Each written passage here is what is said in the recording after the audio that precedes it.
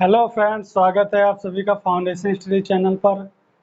तो जैसा कि बात कल नंबर सिस्टम में कल बात हो गई थी हमारी, ये नेचुरल नंबर की और होल नंबर की। तो नेचुरल नंबर में क्या था, नेचुरल नंबर में जैसे 1 2 3 4 करके अनंत तक जो संख्याएं जाती थी वह नेचुरल नंबर में आ जाती थी। नेचुरल नंबर यानी प्राकृतिक संख्याएं। और होल नंबर में पूर्ण संख्याएं। पूर्ण संख्या के अंतर्गत वह संख्याएं हैं जो कि हमारा जीरो को सम्मिलित करने के बाद जो 1 2 3 4 5 करके अनंत तक जाने वाली संख्याएं हमारी पूर्ण संख्या के अंतर्गत आ गई। अब उसके आगे आज की पॉइंट देख लिया जाए, आइए। तो पूर्णांक संख्या। पूर्णांक संख्या क्या होता है? पूर्णांक संख्या इंटीजर नंबर, जिसको इंग्लिश में इंटीजर नंबर कहते हैं। और पूर्णांक संख्याएं वे संख्याएं होती हैं, जैसा कि आप लोग देख रहे हैं, किसी भी संख्या में अगर मतलब धन पूर्णांक, ऋण पूर्णांक प्लस जीरो, मतलब तीनों का एक समूह बन जाए, मतलब तीनों के समूह को का एक सम्मिलित रूप जो हो जाए, वही हमारा पूर्णांक संख्या बन जाता है। पूर्णांक संख्या। तो आइए देखते हैं। आपका ये परिभाषा है, धन पूर्णांक, ऋण पूर्णांक और शून्य सहित संख्या जो का समूह जो होता है पूर्णांक संख्या कहते हैं। पूर्णांक संख्या यानी इंटीजर नंबर। तो पूर्णांक संख्या हो गया। इसके अंतर्गत इसके एग्जाम्पल देख लिया जाए। इसका एग्जाम्पल में जैसे हम देख लेते हैं कि यह जीरो संख्या आपकी है, यह जीरो हो गया। जीरो के बाद इधर 1 2 3 करके अनंत, अनंत हो गया। फिर इधर भी इसी तरह आएगा, तो -1 में आएगा, -2 आएगा, -3 आएगा, और ऐसे करके अनंत तक। ठीक है, तो ये हमारी कैसी संख्याएं हो जाएंगी? ये हमारी पूर्ण संख्याएं हो जाएंगी, पूर्णांक संख्याएं, सॉरी, पूर्णांक संख्याएं हो जाएंगी। पूर्णांक संख्याएं कैसी संख्याएं होती हैं? जिसमें हमें माइनस का संख्या सम्मिलित करके प्लस जीरो प्लस जो है आपका प्लस का की संख्याएं भी सम्मिलित हो, इस हिसाब से हमारी जो है संख्याएं हो जाती हैं। ठीक है, तो इसमें जैसे कि मान लीजिए क्वेश्चन भी कुछ दे सकता है, तो क्वेश्चन इसमें हम आपको बता दें। जैसे इधर बता दे रहे हैं क्वेश्चन में कि कह दिया -15 से +15 के बीच आने वाली पूर्णांक संख्या, पूर्णांक संख्या कितनी होगी? कह दिया क्वेश्चन में कि आपके -15 से +15 के बीच आने वाली कितनी भी पूर्णांक संख्याएं हैं। तो आइए देख लेते हैं। इसके अंतर्गत -15 है, -15, -14, माइनस मतलब 49, ठीक है, करके आते रहेंगे। इधर आकर के -1, फिर 0, फिर 1 2, ऐसे करके इधर 15 +15। ठीक है, +15 मतलब -15 से +15 तक नहीं है, के बीच कह रहा है।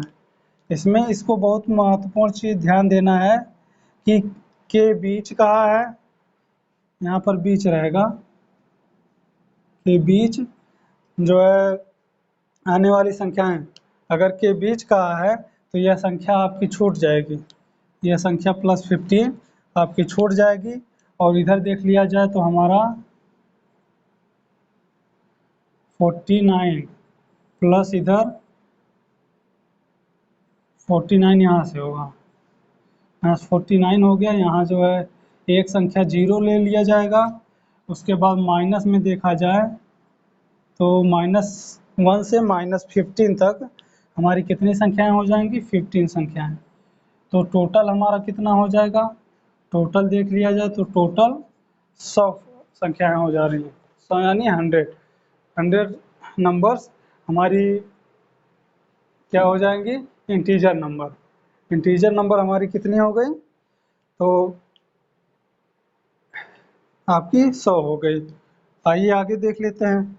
ये तो मान लीजिए हो गया इंटीजर नंबर। इंटीजर नंबर के बाद अब इवन नंबर की बात आती है। इवन नंबर, इवन नंबर में क्या होता है, जैसे हमारी मतलब कोई भी संख्या है वह 2 से अगर विभाज्य हो जा रही है, 2 से विभाजित हो जा रही है, विभाजित मतलब 2 से कट जाती है, विभाजित हो जाता है, तो वह संख्या हमारी सम संख्या होगी। तो सम संख्या चेक करने के लिए सबसे पहले वही काम करते हैं कि 2 से डिवाइडेशन करेंगे, डिवाइड करेंगे, ठीक है। तो देखते हैं सम संख्या। सम संख्या में सम संख्या इवन नंबर, जिसे इंग्लिश में इवन नंबर्स कहा जाता है। तो इवन नंबर्स के अंतर्गत देख लिया जाए, जो संख्याएं 2 से विभाजित हो जाती हैं, किससे, 2 से। जैसे मान लीजिए 12 लिखा है, फिर 2 लिखा है, इसको डिवाइडेशन करेंगे तो 6 आ जाएगा, ठीक है। 6 आ गया तो यह हमको पता चल गया कि ये जो संख्या थी यह कैसी संख्या थी, सम संख्या थी।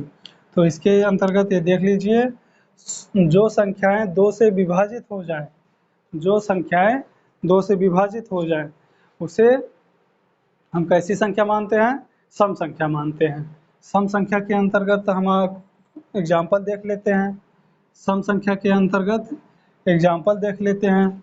तो जैसे हुआ हमारा 0, 2, 4, 6, ऐसे करके मतलब आपका मतलब 4 और 6 के बीच में 5 का अंतर है, 4 और 2 के बीच में 3 का अंतर है, ठीक है। मतलब 3 जो है नहीं रहेगा, ठीक है, विषम संख्याएं आपकी निकल जा रही हैं।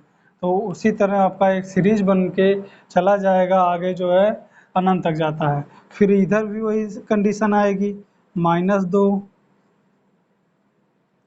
-2, फिर -4, -4, फिर ऐसे करके आपका अनंत तक जाएगा। कहाँ तक, अनंत तक। ये आपकी आ जाएगी सम संख्याओं में। यह कैसी संख्या हो जाएगी, तो सम संख्याएं हो जाएंगी। और इसमें आपको एक नोट्स बता देना चाहिए चाहते हैं साथियों। इसमें एक नोट्स क्या होता है कि आपको यह मतलब माइंड में बैठाना होगा कि जैसे 2 लगातार सम संख्याओं के बीच हमेशा अंतर कितने का होता है। आप बात आ रही है ना यहाँ पे, अगर सम संख्याएं जा रही हैं तो बीच में 2 का अंतर आप पड़ रहा है ना, 2 और 2 4 होता है। जैसे ये 2 है, 2 2 2 के बीच में 2 का अंतर पड़ रहा है, इसके बीच में 2 का अंतर पड़ रहा है, इसके बीच में, मतलब ये हमेशा 2 का अंतर पड़ रहा है। तो उसी चीज़ को हम नोट्स में बताना चाहते हैं, नोट्स के माध्यम से, कि 2 लगातार सम संख्याओं के बीच हमेशा अंतर 2 का होता है, ठीक है। 2 लगातार सम संख्याओं के बीच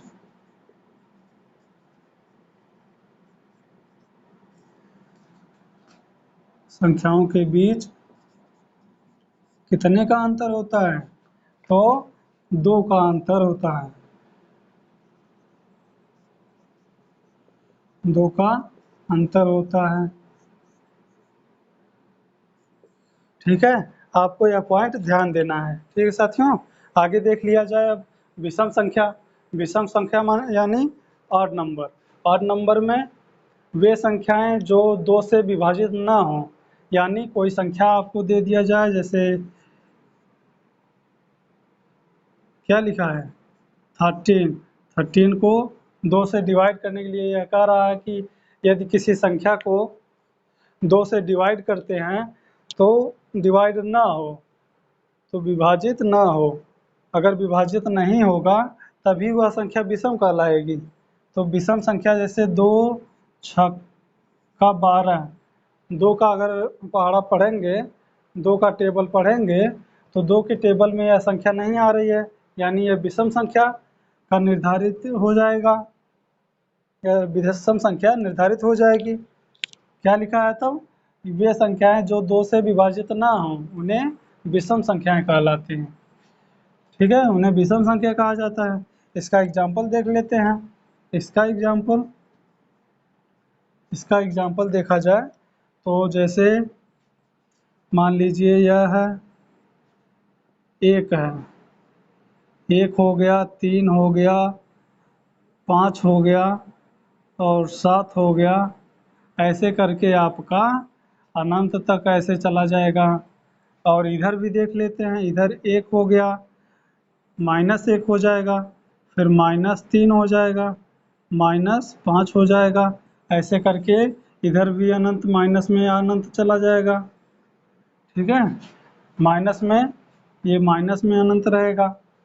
तो यह कैसी संख्या हो गई? विषम संख्या है। यह विषम संख्या है। इसमें भी आपको एक नोट्स बताने वाले हैं साथियों। नोट्स क्या है कि देखिए आप जो है 1 और 3 के बीच, यह 1 और 3 के बीच हमेशा कितने का अंतर है? 2 का अंतर है। तो यह बात आपको ध्यान देना है कि हर दो विषम संख्याओं के बीच कितने का अंतर होता है? तो 2 का अंतर होता है। जैसे आप इसमें नोट्स लिखे हैं उसमें उसी तरह इसमें भी आपको नोट्स बनाना होगा। नोट बना करके लिख लेना होगा। क्या लिख लेना होगा कि जो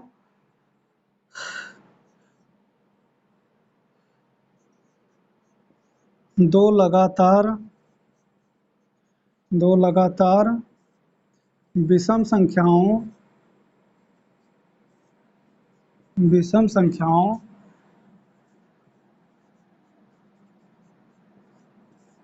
के बीच का अंतर हमेशा कितने का होता है? तो सदैव 2 ही रहता है।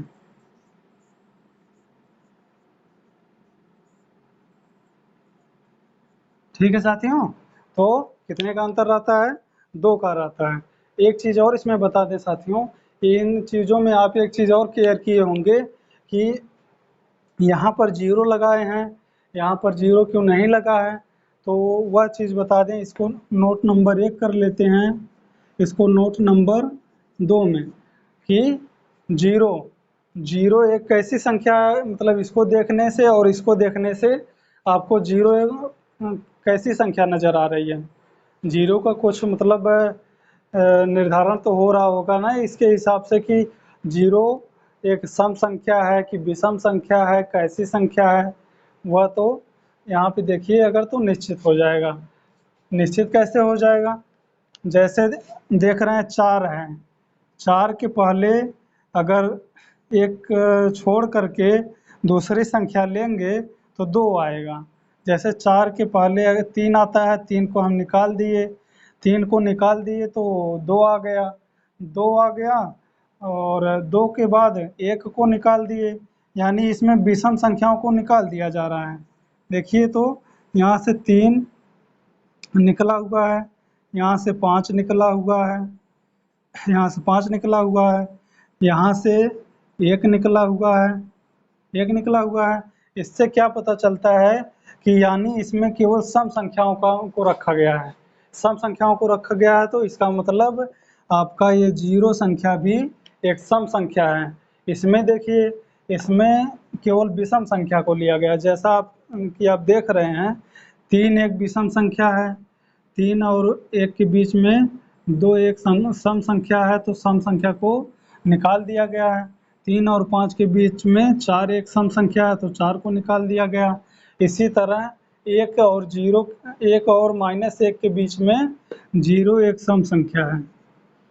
ठीक है, तो 0 को निकाल दिया गया। तो आपको यही नोट नंबर 2 में लिखना है कि 0 एक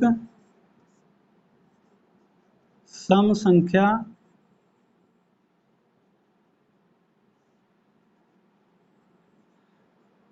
होती है। ठीक है, यह सिद्ध हो गया कि आपका 0 एक कैसी संख्या होती है? तो सम संख्या होती है। तो दोस्तों आज के क्लास में बस इतना ही। आप लोग इस वीडियो को अधिक से अधिक लाइक करिए और जितने भी नए साथी जुड़ रहे हैं वो अधिक से अधिक शेयर करते रहें, ठीक है, जिससे हमारा मनोबल अधिक से अधिक बढ़े और आप लोगों के लिए अच्छे से अच्छे कंटेंट को लेकर के आएँ। ठीक है साथियों, तो अगली क्लास में फिर हम लेकर के आते हैं इसके आगे का